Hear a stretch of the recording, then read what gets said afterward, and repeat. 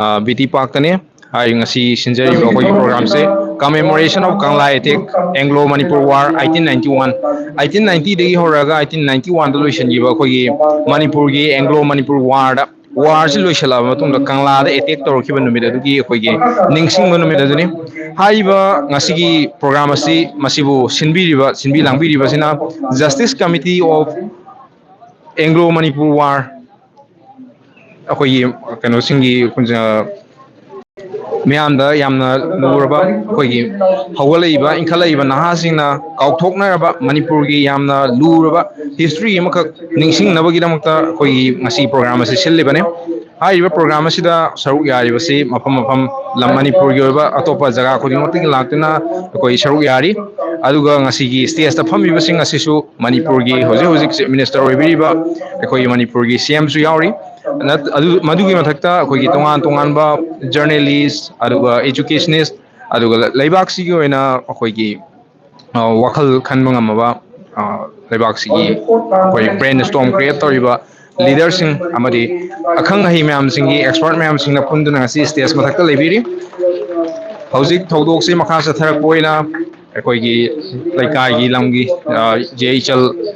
इना इमा इबेल सिंगना अथेनपोट कारप अखोई उरी ngasi अखोई प्रोग्राम सी होरक मतमदा मणिपुर सीएम ने हेक लाकपगा अखोई एंग्लो मणिपुर वार की अखोई निंगसिंग बई खुबम मोइरु बीटी पाकी मनुंग चांगदुना अहांबा मणिपुर मणिपुर की दमत कथोखरब मैम सिंगा अखोई इकाई खुनब उतना मथंग इकाई खुनब उलब मतुंग स्टेज ता काखतना अखोई प्रोग्राम से मथंग मथंग चथजरपनी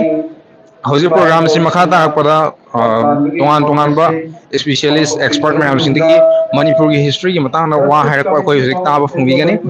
मसिगी थौदोक ngasi सिल्लिबा थोरम मसिगी मरु ओइबा इंपोर्टेंट ओइबा सिग्निफिकेंस करिनो हायरगदी मणिपुर हौग्रबा हिस्ट्री से निंगसिंगनबा नत्रगा मयामदा अमुहाना खंगनबा हायबसे अखोई तौदबा यादबा इथौ अमने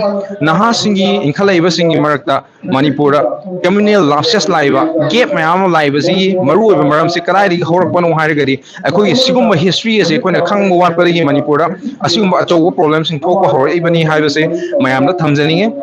मधुना मणिपुर की हिस्ट्री से खंग तारगदी अखोइना करी खंगबगे हायबा मतमदा तोंगान तोंगान कम्युनिटी सिंगना मणिपुर की एंग्लो वार सरुक यादुना अखोई मी म्याम की मणिपुर सिगी ओइबा थवाइना पोंथा पीदुना कथोखिबा क्या लैख्रबने मणिपुर की ओइबा यामना लुबा हुजि हुजि सोशल मीडिया दा अमदि येंगबा मतमदा कम्युनल लाप्सेस सिंगी मरक्ता ख्वाइदगी नकनरिबा मणिपुर की मैतै अमसुंग मैतै पांगल सिंगी मरक्ता लामनबा लाइबा सिगी मतंगदा यामना लुबा वाफम अमा पनबा तारगदी अदो मयाम अखोई हुजि ngakang lepsage commentary se अखोई स्टेज ता मीटिंग ngak tamina se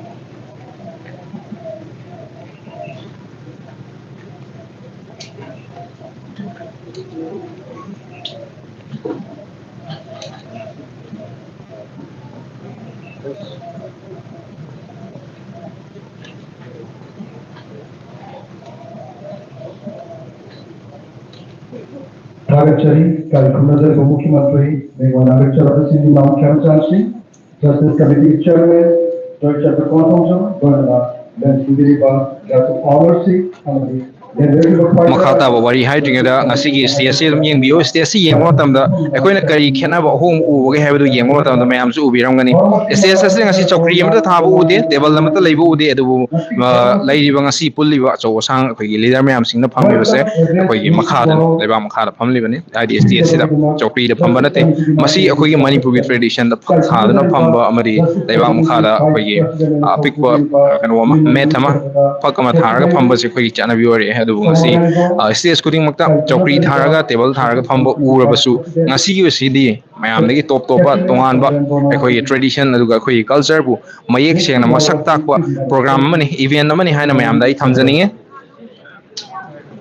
ꯑꯗꯨꯒ ꯃꯃꯥꯡꯗ ꯄꯜꯂꯝꯕ ꯑꯩꯈꯣꯏꯒꯤ ꯃꯅꯤꯄꯨꯔꯒꯤ ꯑꯦꯡꯒ꯭ꯂꯣ ꯃꯅꯤꯄꯨꯔ ꯋꯥꯔꯒꯤ ꯃꯇꯥꯡꯗ ꯄꯜꯂꯝꯕ ꯃꯇꯥꯡꯗꯨꯗ ꯑꯃꯨꯛ ꯑꯩꯈꯣꯏ ꯅꯤꯡꯁꯤꯡꯃꯤꯟꯅꯔꯁꯦ ꯉꯁꯤ ꯀꯜꯆꯔꯦꯜ ꯑꯥꯛꯁꯦꯁ ꯂꯩꯔꯤꯕꯁꯦ ꯃꯇꯝꯗꯨꯗ ꯀꯩꯗꯧꯔꯝꯃꯤ ꯍꯥꯏꯔꯒꯗꯤ ꯀꯝꯃꯨꯅꯤꯇꯤ ꯈꯨꯗꯤꯡꯃꯛꯅ ꯁꯔꯨꯛ ꯌꯥꯃꯤꯟꯅꯗꯨꯅ ꯃꯅꯤꯄꯨꯔꯒꯤꯁꯤ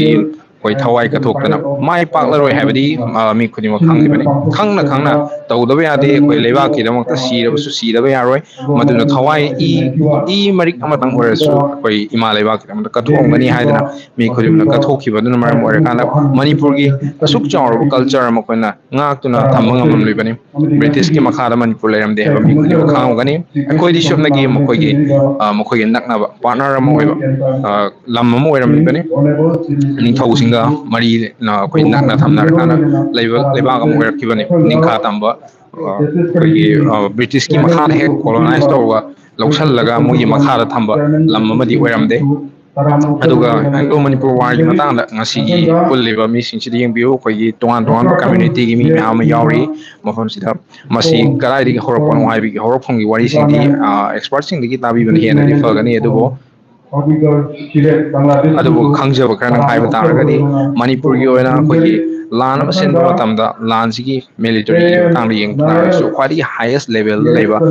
ꯇꯣꯞ ꯑꯣꯐꯤꯁꯥꯔꯁꯤꯡꯅ ꯑꯩꯈꯣꯏꯒꯤ ꯃꯤꯂꯤꯇꯔꯤꯒꯤ ꯏꯁꯇ꯭ꯔꯦꯇꯦꯖꯤ ꯌꯥꯠꯄ ꯅꯠꯇ꯭ꯔꯒꯅ ꯂꯥꯟꯁꯤ ꯀꯗꯥꯏꯗ ꯆꯪꯉꯒ ꯀꯗꯥꯏꯗ ꯍꯟꯒꯅꯤ ꯑꯗꯨꯒ ꯃꯤ ꯀꯌꯥꯒ ꯂꯥꯟ ꯁꯣꯛꯅꯗꯣꯔꯤꯕꯅꯣ ꯍꯥꯏꯕꯅꯆꯤꯡꯕ ꯑꯩꯈꯣꯏꯒꯤ ꯏꯁꯇ꯭ꯔꯦꯇꯦꯖꯤꯛ ꯑꯣꯏꯕ ꯏꯟꯐꯣꯔꯃꯦꯁꯟꯁꯤꯡꯁꯦ ꯃꯅꯨꯡꯗ ꯏꯅꯔ ꯁꯔꯀꯜꯗ ꯂꯩꯕ ꯀ꯭ꯂꯣꯁ ꯑꯣꯏꯕ ꯃꯤꯁꯤꯡꯒꯤ ꯃꯔꯛꯇ ꯈꯇꯪ ꯁꯤꯌꯔ ꯇꯧꯔꯝꯃꯤ ꯑꯗꯨꯕꯨ ꯍꯥꯏꯔꯤꯕ ꯁꯤꯌꯔꯤꯡ ꯇꯧꯕꯁꯦ ꯃꯅꯤꯄꯨꯔꯒꯤ ꯑꯦꯡꯒ꯭ꯂꯣ ꯃꯅꯤꯄꯨꯔ ꯋꯥꯔꯒꯤ ꯃꯇꯝꯗꯗꯤ ꯌꯥꯝꯅ ꯏꯝꯄꯣꯔꯇꯦꯟ ꯑꯣꯏꯅ ꯑꯩꯈꯣꯏꯒꯤ ꯀꯝꯃꯨꯅꯤꯇꯤ ꯃꯌꯥꯝ ꯌꯥꯎꯋꯤ ꯃꯔꯛꯇꯨꯗꯀꯣ ꯑꯗꯨꯕꯨ ꯀꯝꯃꯨꯅꯤꯇꯤꯁꯤꯡꯒꯤ ꯃꯔꯛꯇ ꯃꯩꯇꯩ ꯄꯥꯡꯒꯜ ꯍꯥꯏꯕ ꯀꯝꯃꯨꯅꯤꯇꯤꯁꯦ ꯃꯅꯤꯄꯨꯔꯒꯤ ꯂꯥꯂꯣꯛ ꯄꯥꯏꯕꯗꯤ ꯉꯁꯥꯏꯒꯤ ꯃꯥꯔꯁ ꯑꯩꯈꯣꯏ ꯃꯤꯂꯤꯇꯔꯤ ꯏꯁꯇ꯭ꯔꯦꯇꯦꯖꯤ ꯁꯤꯟꯕ ꯃꯇꯝꯗ ꯌꯥꯎꯕꯁꯦ ꯃꯩꯇꯩ ꯄꯥꯡꯒꯜ ꯀꯝꯃ꯭ꯌꯨꯅꯤꯇꯤꯁꯦ ꯌꯥꯝꯅ ꯑꯆꯧꯕ ꯁꯔꯨꯛ ꯌꯥꯔꯀꯥꯟꯗ ꯌꯥꯎꯔꯛꯈꯤꯕꯅꯤ ꯑꯗꯨꯕꯨ ꯍꯧꯈꯤꯕ ꯆꯍꯤ ꯀꯨꯟꯊ꯭ꯔꯥꯁꯤꯗꯗꯤ ꯁꯤꯒꯨꯝꯕ ꯑꯍꯣꯡꯕ ꯑꯆꯧꯕ ꯂꯥꯞꯅꯕ ꯑꯃ ꯂꯥꯛꯏꯕꯁꯦ ꯑꯩꯈꯣꯏꯅ ꯃꯅꯤꯄꯨꯔꯒꯤ ꯍꯤꯁꯇ꯭ꯔꯤꯗ ꯑꯩꯈꯣꯏꯁꯦ ꯀꯌꯥꯝ ꯅꯛꯅꯔꯝꯃꯤ ꯍꯥꯏꯕꯁꯦ ꯃꯁꯤ ꯈꯪꯗꯕꯗꯒꯤ ꯑꯣꯏꯒꯅꯤꯅ ꯑꯩꯈꯣꯏ ꯊꯝꯖꯅꯤꯡꯉꯤ Maidan Sanjit, President, Dimapur Meeting Council, Busul Karam, Moksa Bola Nanipu, Pumidari, Matanga, Dr. Kera Kavi, President Kavilen Nanipunsu,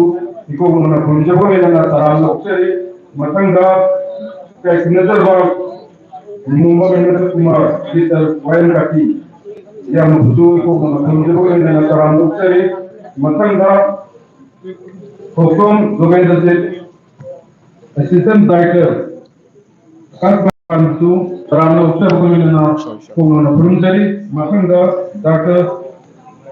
Rezaudin Sek, Principal Moyan Police Suzu, Kumana Purunjabulina, Tarana Utsari, Makanga, Dr. Puni Losi, President Mau Indian Infant, Busi Kumana Purunjabulina, Tarana Utsari, Makanga, Sato Ohoko, President Pom Indian Manipusu, Kumana Purunjabulina, Siki Tonsi Yamdu, Tarana Utsari, Makanga, Yatun Marine, Punan Marine, President Marine, Kang and Halai, Iku and Punjabu and Tarana Utsari, Makanga, Iku, Pidmai,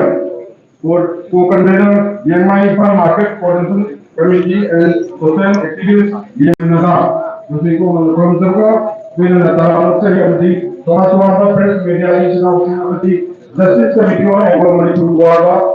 High Organization, China Yawai Baluki, leadership of the Tikawa, Lake Gaba, Hosingi, Numanum, descendant Singh, Masu Singh, Amadi, Tomatwanga, Atomu Singh, Numanuki, Marimata, Lakiri Rupai, to the Amadi Tomatwanga, Ruki, Lakiri Singh, Amadi, Manipurgi,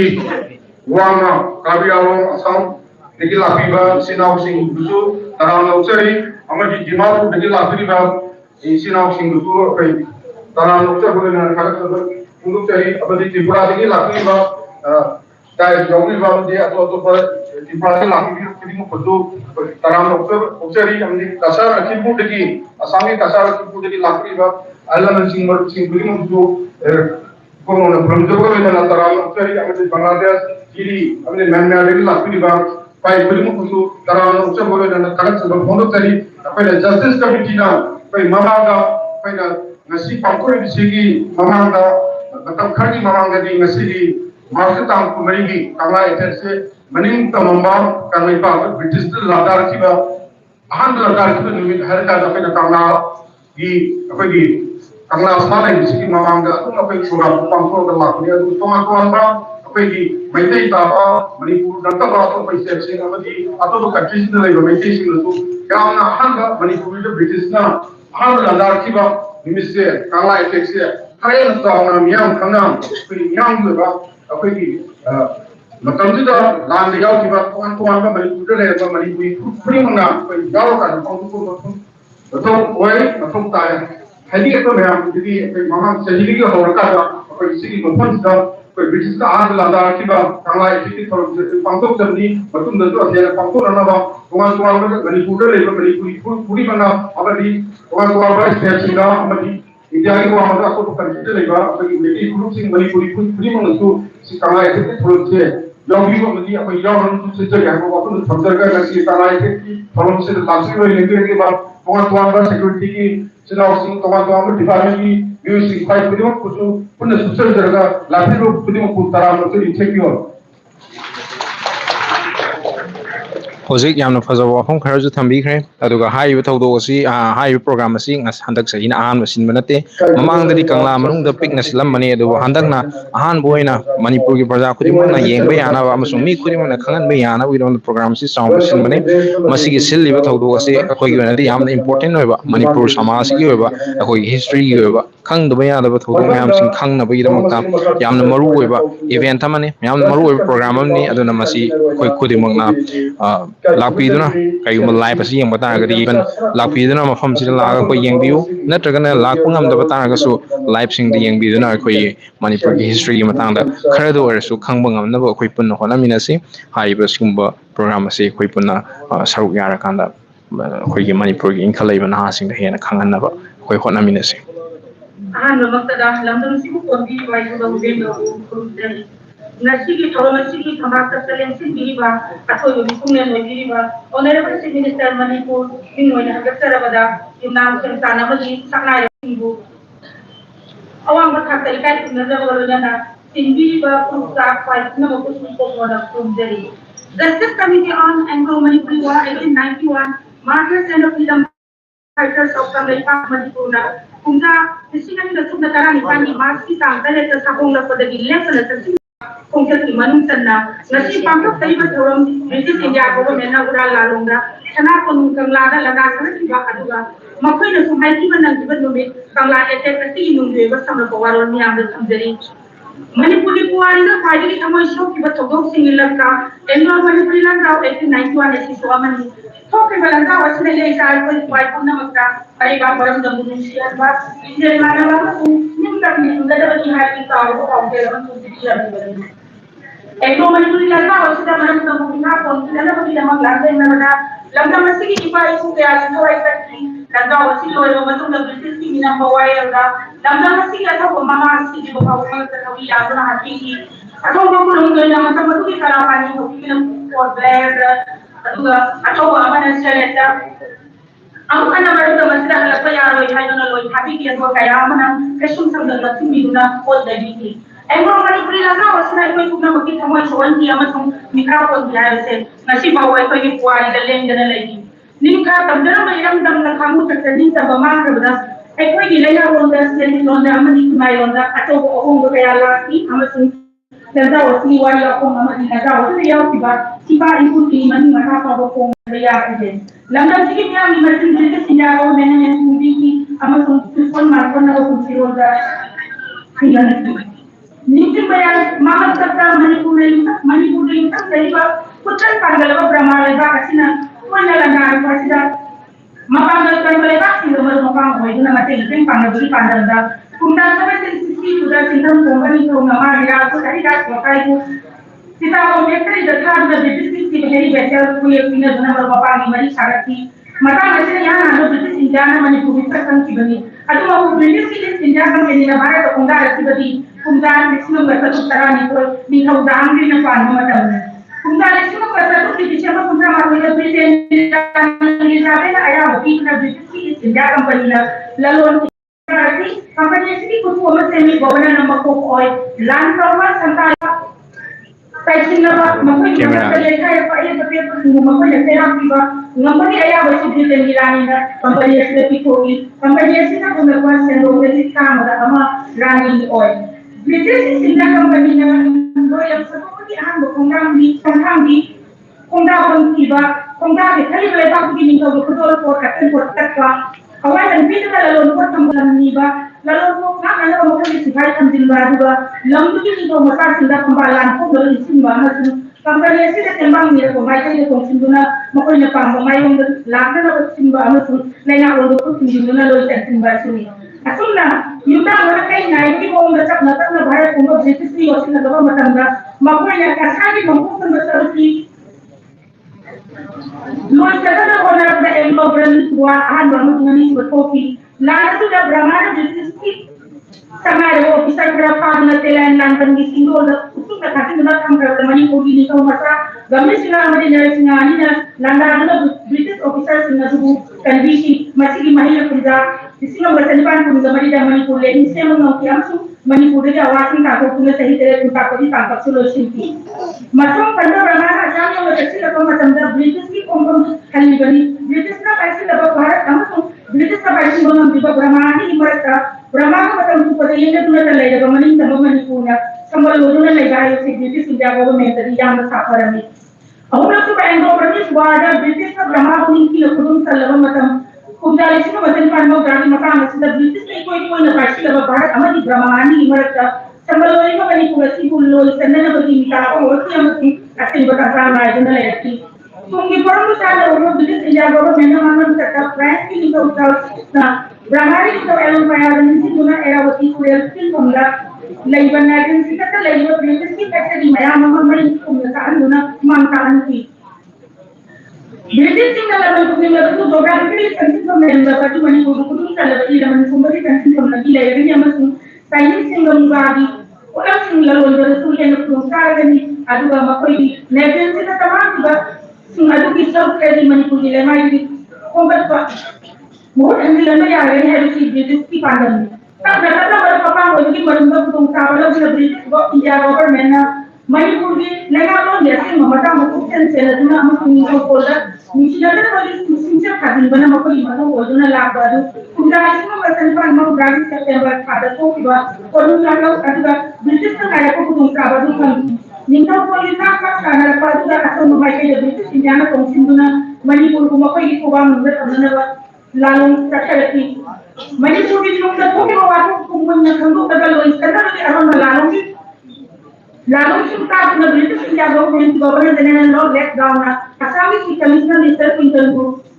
pakaloi orang Manipur di okey kok singgu pada pada minang balaung dah tidak lain lois lalu nak berkarat di minister pintar na alam balaung kaya sebenarnya Manipur kalau itu adalah orang yang mai pak berada ngami kalau itu adalah negara lalu Manipur itu adalah mas kita akan Manipur dah itu 91 yang balik ke landasan si apa sih mau kena mai tinggi hari itu kalau itu tidak masih Manipur di landi lesang zaman dah udah bertangguh zaman dah naik berlangsung Kampung itu inau adi Manipur di Royal Portugal pada susadana timur Manipur di lani kayak mereka ketemu kaya British na kang ako yung nalagay kaya may kabuki nisang kaya suhati adu maku lang na suri Manipur na may pak na British officer mga yaw na grupa si paya mga Manipur di military po na wayo dunas kaming manapang nasama mga saksi ama kung Anglo Manipur yan raw di manuhunti madisuki Ako kasi ko pa naman mga Manipur di na pulas ang na British India government di mahasa lang kawayan na mas kita kung mga kundai tinayuan na raw ko na Manipur di lemay di British sing kung lumusat na ba mga kaibigwang sa takosi yung mga motor sing na Manipur di ang bindi ikan kanan na British India government ko Manipur di mahasa lang kawayan na mas kita kung kundai tinayuan na raw ko na makuyo officer sing hati ilaman ko na Manipur da mai kay o dari landarati Manipur di awang mai kay British sila ko lima kalam damayang ka Manipur di long mai kay British sila sa kalam dalan online ka gamano kadua Manipur Kano, Mayam, British Nizam, Keno, Kuala, Manau, Kumblom High, British German, Manipur, and now Manipur some amount to look on that in 91 April, British people and Jerry Gopira, Manipur, Madam Simon British in the island, the mentioned the level of the Materium, I know Manipur and now 1891, Madam Simon, amadi langa odu ya ku bai pai ku ni mu nu ka wa britain ka wa ti ne ba kaya pi ba no ni ko ka wa mati ba kaya adu ne ka kai na mo na ba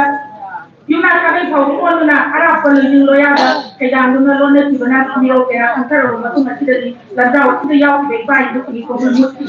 ta wa ma ma tu ni da ta ka mi na kai ba tu ne na ti ai lo ma ni ku langa odu ya ku ba ta kan de le ga ba ko ni ku mu li ba dan ti ko ba tu ka na ka ku ni ko ni ya na ka ko kari Depak na kita kan na lagi baru betul pai ku ni ko li ba tembang biu hanya da sistem ni on ngo mani diwa ai tin nai ko market na tidak mereka ko ka depak na ku mai dai jadi no na ajel masih ni ti ko ba ti ko ba no dio do waro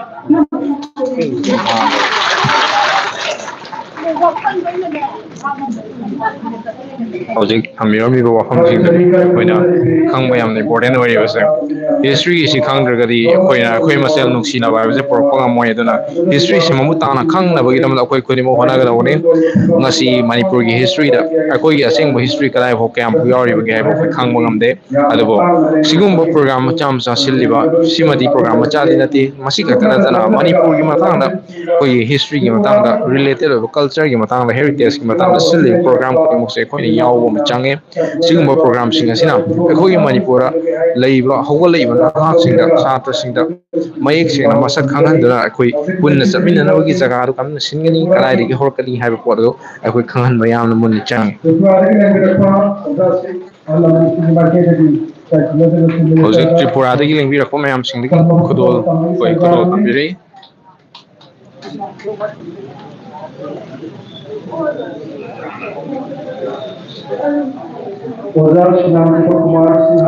presentation asi yengda akhoi sungmatik fajaba oi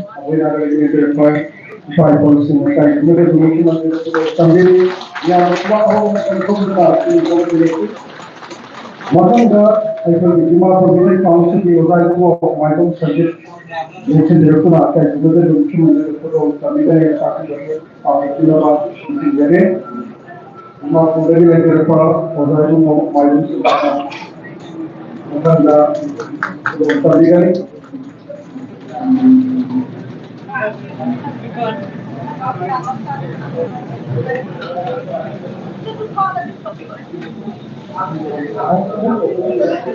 Political University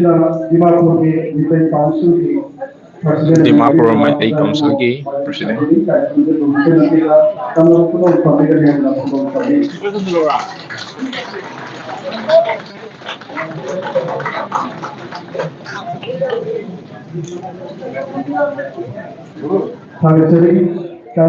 मुख्यमंत्री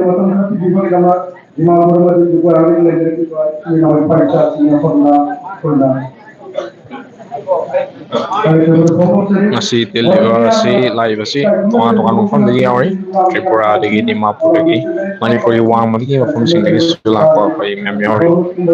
ngasi gi event si akhoi taksena mapung phaba event ama oiri haina akhoi thamba yai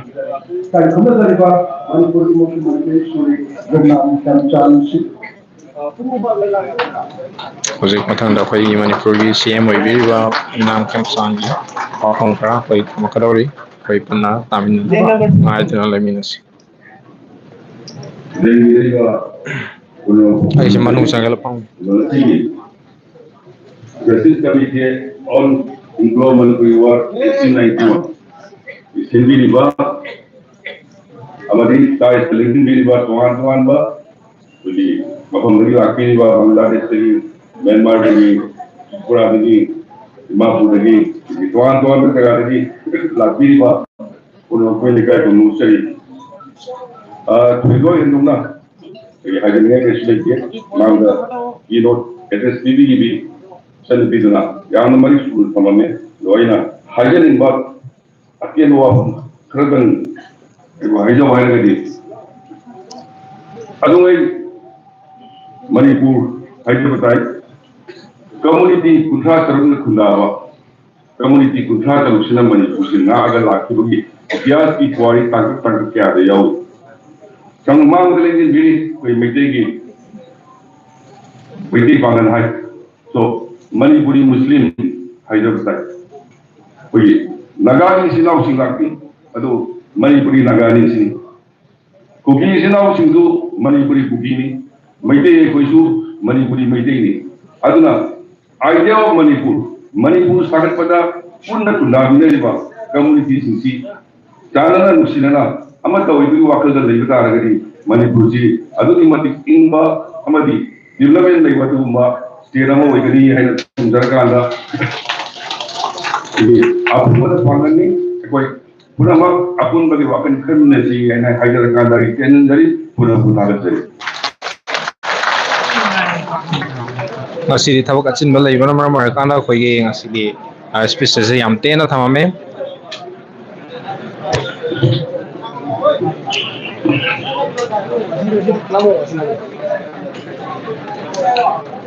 Masih di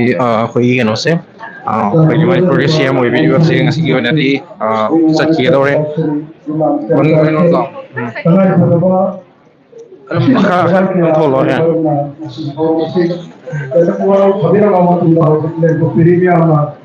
Masih di koi thaba kacin bagi alai betul ke, koi Manipur ke siapa sih yang tu nasi sakit orang, ada bu masih tampil orang masih di amda dia lega so koi masang orang tampil mana koi tolak koi macam siapa ini nara koi mana sih. Tiada masuk tiada, ngatu ada masuk Himalaya Park, Pai Pusing Abhamda, lekat tambah sekolah betul masihlah. Serta jalan tu ya di Hyderabad waktu tu ada mereka lomba. Kali kemudian Manipur Chief Minister, Sri Nam Kamsan Singh, Justice Committee on Anglo Manipur War, 1991. Manipur ki koi leba ki mako ko mo ba bisi thalo tongan ba thok mya mo koi tongan pham sing de set to ya da bani na yam na thu na set kre do na gi rom ba si ngasi tel le ba mi khri mana pe na dum le hawi ngasi ta sing na har ga di ngasi gi advice ngasi gi speech se yam na sang pi ga tra ha da na kari wa pham thama ma ga di ha da na ngai na ram bani mi khri mo ada bo lai ba thi ba di thok chin ba masum koi no lai ba na mo re kan da de ba ki thok kya lai ba na mo re kan da koi nga ngobiram naga asigi nadi Manipur masih koi satre aduh makata abada koi tongan ba Manipur gi ba masak na ba mi kya ma koi stage tal hori masina koi soidana Manipur gi ba koi na khang da ya da history kya ma soidana thambira ki ni ayu koi thambira ka doi ba koi spacing se koi soidana tamina se masi ta da koi imrata ꯅꯨꯡꯁꯤꯅꯕ ꯑꯃꯁꯨꯡ ꯑꯩꯈꯣꯏꯒꯤ ꯍꯧꯈ꯭ꯔꯕ ꯋꯥꯔꯤꯁꯤꯡ ꯈꯪꯖꯟꯅꯕ ꯍꯣꯠꯅꯕ ꯃꯇꯝꯗ ꯑꯩꯈꯣꯏ ꯈꯪꯖꯟꯕ ꯃꯇꯝꯗ ꯑꯩꯈꯣꯏꯗ ꯁꯣꯏꯗꯅ ꯀꯔꯤꯒꯨꯝꯕ ꯏꯅꯣꯠ ꯑꯃ ꯏꯊꯤꯜ ꯑꯃ ꯑꯩꯈꯣꯏꯗ ꯁꯣꯏꯗꯅ ꯄꯤꯔꯛꯄ ꯉꯝꯒꯅꯤ ꯍꯥꯏꯅ ꯈꯜꯂꯤ ꯑꯗꯨꯅ ꯃꯌꯥꯝꯅꯁꯨ ꯂꯥꯏꯚ ꯌꯦꯡꯕꯤꯔꯤꯕꯁꯤꯡꯅꯁꯨ ꯑꯩꯈꯣꯏ ꯉꯥꯏꯍꯥꯛ ꯉꯥꯏꯗꯨꯅ ꯂꯩꯕꯤꯌꯨ ꯃꯊꯪꯗ ꯑꯩꯈꯣꯏꯒꯤ ꯃꯅꯤꯄꯨꯔꯒꯤ ꯑꯣꯏꯅ ꯌꯥꯝꯅ ꯂꯨꯔꯕ ꯊꯧꯗꯥꯡ ꯄꯨꯕꯤꯔꯤꯕ ꯑꯩꯈꯣꯏꯒꯤ ꯏꯃꯥꯁꯤꯡ ꯍꯥꯏꯇꯥꯔꯦ masina tambigar ro masi mo koi tabi ne ba da matam dum lo mina se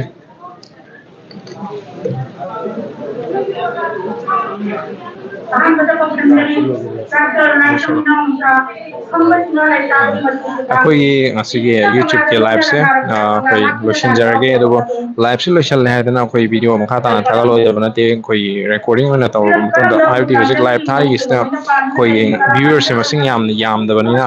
ꯑꯩꯈꯣꯏ ꯈꯪꯍꯟꯅꯤꯡꯉꯤꯕ ꯑꯗꯨꯒ ꯃꯌꯥꯝꯗ ꯎꯍꯟꯅꯤꯡꯉꯤꯕ ꯄꯣꯠꯁꯦ ꯃꯄꯨꯡ ꯐꯥꯒꯅꯤ ꯍꯥꯏꯕ ꯑꯩꯈꯣꯏ ꯊꯥꯖꯗꯕꯅ ꯃꯔꯝ ꯑꯣꯏꯔꯀꯥꯟꯗ ꯑꯩꯈꯣꯏ ꯚꯤꯗꯤꯑꯣ ꯔꯦꯀꯣꯔꯗ ꯑꯣꯏꯅ ꯇꯧꯗꯨꯅ ꯔꯦꯀꯣꯔꯗ ꯑꯣꯏꯅ ꯑꯩꯈꯣꯏ ꯊꯥꯒꯠꯆꯔꯛꯑꯒꯦ ꯉꯁꯤꯒꯤ ꯑꯣꯏꯅꯗꯤ ꯃꯌꯥꯝꯗꯒꯤ ꯑꯩꯈꯣꯏ ꯀꯥꯏꯅꯅꯕ ꯌꯥꯊꯪ ꯅꯤꯖꯔꯤ ꯃꯌꯥꯝꯅ ꯚꯤꯗꯤꯑꯣ ꯑꯁꯤꯕꯨ ꯊꯦꯡꯅꯕꯤꯔꯒꯗꯤ ꯌꯦꯡꯕꯤꯔꯒꯗꯤ ꯁꯨꯡꯁꯣꯏ ꯁꯣꯏꯗꯅ ꯂꯥꯏꯛ ꯇꯧꯕꯤꯔꯝꯃꯣ ꯁꯤꯌꯔ ꯇꯧꯕꯤꯔꯝꯃꯣ ꯑꯗꯨꯒ ꯑꯍꯥꯟꯕ ꯌꯦꯡꯕꯤꯕ ꯑꯣꯏꯔꯒꯗꯤ ꯁꯕꯁꯀ꯭ꯔꯥꯏꯕ ꯇꯧꯕꯤꯔꯝꯅꯕꯒꯤꯗꯃꯛꯇ ꯅꯣꯜꯂꯨꯛꯆꯔꯤ ꯊꯦꯡꯛ ꯌꯨ